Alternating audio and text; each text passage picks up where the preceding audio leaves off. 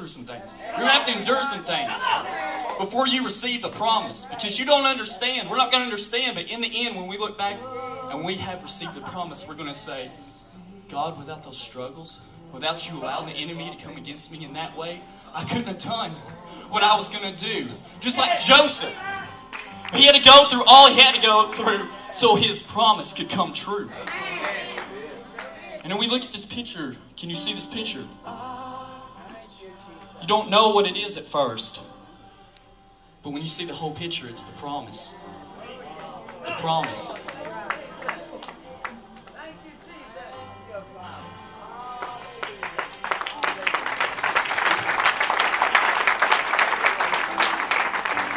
Faith.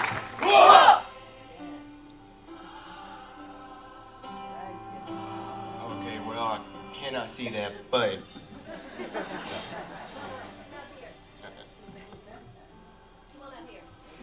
and it says, faith is a dream that moves mountains. It is hope that never ends, even when the sky is falling. Faith is a miracle. Sorry, y'all. Well, faith is a miracle that happens. It is a silent prayer that you can answer. Well, that is answered. It is broken hearts that is rewarding. And you, that is what faith can do. And in Joshua chapter 1 verse 9 it says, do not be terrified, do not be discouraged, for the Lord your God is with you wherever you go.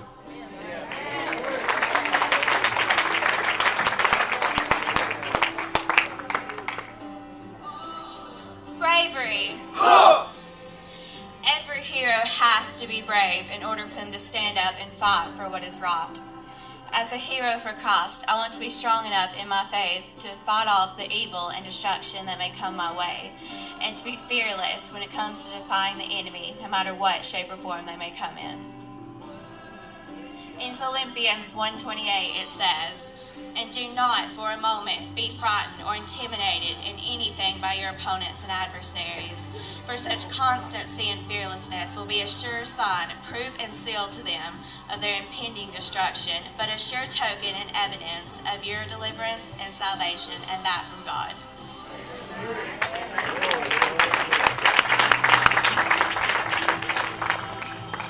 Trust! In my Wednesday night class, we've been talking about how we can be heroes or heroines for Christ. There are many different ways we can be a hero or a heroine for Christ. But this year, I'm going to be a heroine for Christ by trusting others. In Proverbs 3:5-6, it says, trust in the Lord with all your heart. Do not depend on your own understanding. Seek His will in all you do, and He will show you which way to take. Hallelujah.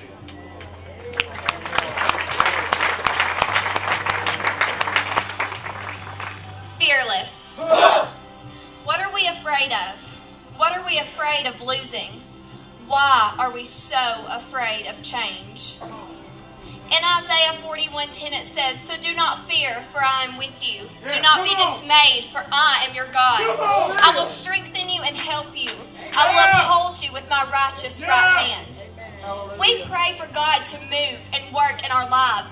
And when He does, our fear begins to collide with our faith of knowing that God is in control. Any everyday Christian can trust God with all that they've got. But this year, in being a hero for Christ, I not only resolved to trust God, but to allow Him to turn my life upside down. To move and to work until His will is fulfilled in my life. Because without change, well then, we'd never have butterflies.